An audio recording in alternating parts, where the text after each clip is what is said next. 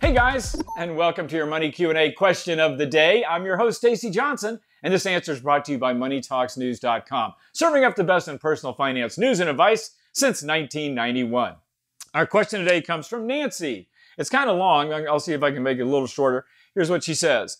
My daughter and her husband asked me for a loan. They don't really need it, but they want to buy their first house, and a larger down payment will give them a lower monthly payment. I'm retired.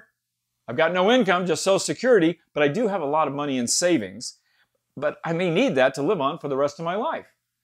What do you advise regarding a personal loan? Well, Nancy, number one, this is not unusual.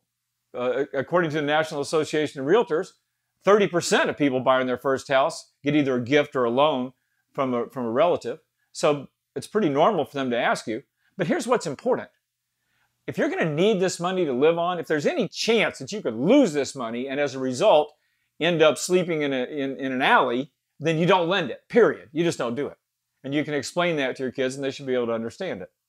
So if you have the ability to do it, and maybe it'll even help you to lend them money. For example, you can lend them money at 5% and you're only earning 1% at the bank. I mean, that may help your income, but you got to make sure these people are going to be able to pay you back. Okay? Number two, be sure that you're going to be okay with somebody owing you money and sitting across the table from you at Thanksgiving and talking about their latest Bahama vacation, okay? So you're going to have to, I mean, I've been in this situation where somebody owes me $5,000 and then they're talking about, you know, this great new car they just bought or this or that, and they still owe me money. It's not a good feeling. So be sure you understand the ramifications of what it's like to lend money to your friends or family. So, and now if you do decide to go forward, you got to make sure everything's in writing. You got to make this a mortgage just like any other lender would.